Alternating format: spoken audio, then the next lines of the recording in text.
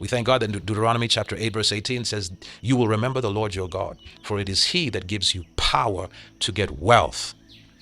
And then he tells you why. He says that he may establish his covenant, which he sware unto your fathers as it is this day. Who are your fathers? Abraham, Isaac, and Jacob.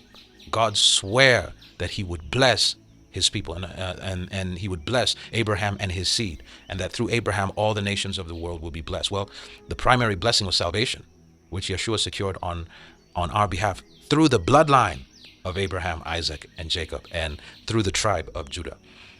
But you see, that blessing must be attained. That blessing requires that you secure it by applying God's principles. I think it's in Genesis chapter 18 from verse 17. And the scripture says, and the Lord said, shall I hide from Abraham that which I do, seeing that Abraham shall surely become a great and mighty nation, and all the nations of the earth shall be blessed in him? Verse 19. And remember, this is Yahweh speaking. This is Yahweh speaking. This is God. He says, for I know him, that he will command his children and his household after him, and they will keep the way of Yahweh, or the way of the Lord, to do justice and judgment, that the Lord, that Yahweh, may bring upon Abraham that which he has spoken of him.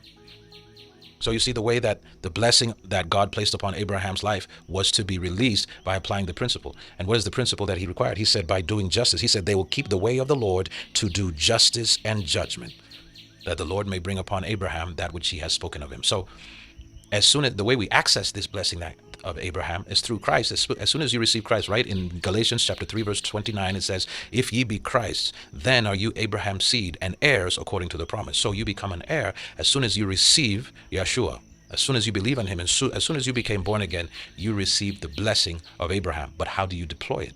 It's in Genesis chapter 18 from verse 17.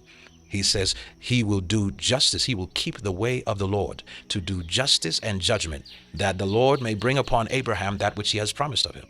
So you deploy that blessing, you release that blessing when you choose to do justice and judgment. That means you start feeding the hungry, sheltering the homeless, clothing the naked, looking after those who cannot look after themselves. And when you do that, the power of God breaks forth in your life. So Abraham was willing to branch out on his own. He knew that he would rather risk trusting God and being by himself than staying in his father's house with all the idolatry and slavery going on. He took a major step of faith.